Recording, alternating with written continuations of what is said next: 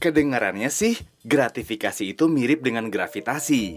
Tapi ternyata beda. Bahkan, konon keduanya bisa dianggap saling kebalikan. Jangan sampai salah ngomong. Gratifikasi. Kita pastinya masih ingat dengan pelajaran di sekolah tentang Bapak Isaac Newton dari Inggris. Suatu ketika, beliau duduk-duduk di bawah pohon dan kejatuhan buah apel. Dari kejadian itu, Pak Newton mendapat ilham tentang gaya tarik bumi, yakni gravitasi. Nah, kalau gratifikasi itu adalah kebalikan dari yang dialami Pak Newton. Melawan hukum alam. Buah apelnya justru terbang ke atas, dari tanah menuju pohon. Ini tentu bukan sulap dan bukan sihir. Sekarang, mari kita umpamakan pohon sebagai pejabat atau pegawai negeri. Lalu, tanah kita umpamakan sebagai rakyat dari semua lapisan masyarakat, termasuk pengusaha. Nah, buah apelnya ia bisa kita anggap sebagai bentuk pemberian atau gratifikasi. Jadi, dengan ilustrasi gambar ini, yang dianggap sebagai gratifikasi adalah segala macam bentuk pemberian yang diberikan oleh masyarakat atau pengusaha kepada pejabat atau pegawai negeri. Tentu saja, pemberian tersebut ada kaitannya dengan jabatan dari sang pejabat atau pegawai negeri itu.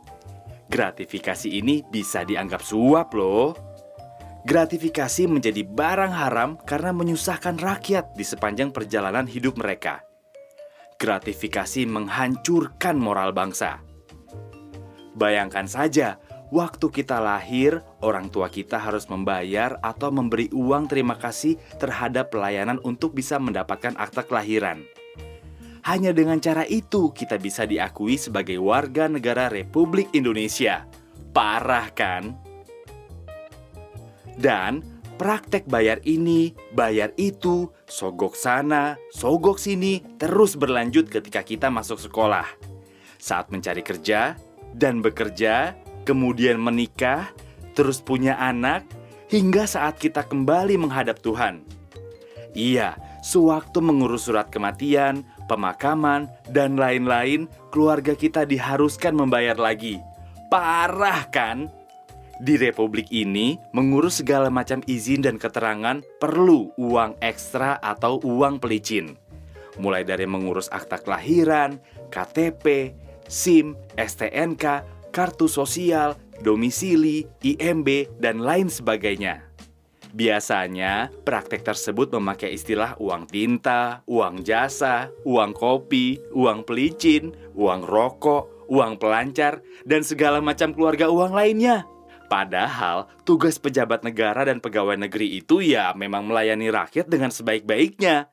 Mereka sudah digaji dengan memakai uang rakyat. Jadi, mereka tidak perlu lagi mengharap imbalan dalam bentuk apapun dari pihak lain. Sebetulnya, begitulah bunyi dari sumpah jabatan mereka ketika dilantik dan juga pada kode etik pegawai negeri. Parahnya lagi, orang-orang sekarang ini semakin kreatif saja menutupi praktik gratifikasi. Mereka menutupinya dengan memberi berbagai macam sebutan yang unik-unik. Contohnya, ada yang bilang itu sebagai biaya entertainment, atau uang transport, atau jasa pinggul, atau uang selimut, alias gratifikasi seks. Wah, serem! Bahkan, terkadang kedok gratifikasi melibatkan nama buah-buahan. Seperti apel Malang, apel Washington, atau kardus durian. Apapun nama sebutannya dan semanis apapun rasanya, segala bentuk gratifikasi ini harus ditolak dan dihindari. Karena bisa ketagihan kayak narkoba. Nikmat sesaat, sengsara berkepanjangan di penjara. Gratifikasi berbahaya bagi kehidupan berbangsa dan berdampak buruk bagi kita semua karena hak kita jadi tak terlayani dan mahal. Gratifikasi mencederai rasa keadilan kita. Ini ada istilah kerennya loh, yakni high cost economy, atau biasa diterjemahkan sebagai ekonomi biaya tinggi. Karena kita membayar lebih mahal dari seharusnya. Ketika mengurus izin, pengusaha mengeluarkan biaya ekstra untuk memberikan suap atau gratifikasi kepada pegawai negeri atau pejabat negara. Biaya ini tentu dibebankan pada keuangan perusahaan tersebut, sehingga harga barang menjadi lebih mahal.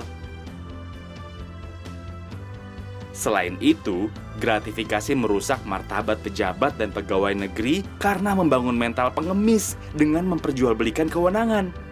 Gratifikasi dianggap suap jika penerimanya adalah pegawai negeri atau penyelenggara negara. Sebab, gratifikasi tersebut terkait dengan jabatan dan bertentangan dengan tugas dan kewajiban para pegawai negeri serta penyelenggara negara. Banyak hal bisa kita lakukan untuk membasmi praktik gratifikasi. Sebagai anggota masyarakat, kita harus stop pemberian dalam bentuk apapun kepada pegawai negeri atau penyelenggara negara. Jika kita seorang pengusaha, jangan lagi jadi setan penggoda dengan memberi uang pelicin. Kalau pekerjaan kita sebagai pegawai negeri, jangan sampai menerima gratifikasi dalam setiap pelayanan yang diberikan kepada masyarakat, apalagi meminta. Selain itu, kita semua harus mengawasi dan melaporkan praktek-praktek gratifikasi kepada KPK.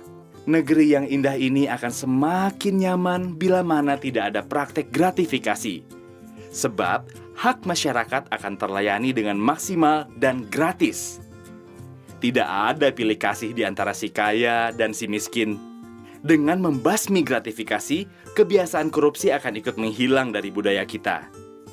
Dampak lebih jauhnya, masyarakat semakin percaya kepada pemerintahnya. Dan yang lebih jauh dari itu, harga barang-barang kebutuhan akan menjadi lebih murah karena proses perizinannya tidak memerlukan suap dan waktu yang lama. Pastinya, masyarakat akan menjadi pihak yang paling merasakan manfaat dari menghilangnya kebiasaan gratifikasi di negeri ini. Karena itu, ayo bersama KPK kita bebaskan Indonesia tercinta dari belenggu gratifikasi agar negeri kita jadi adil dan makmur.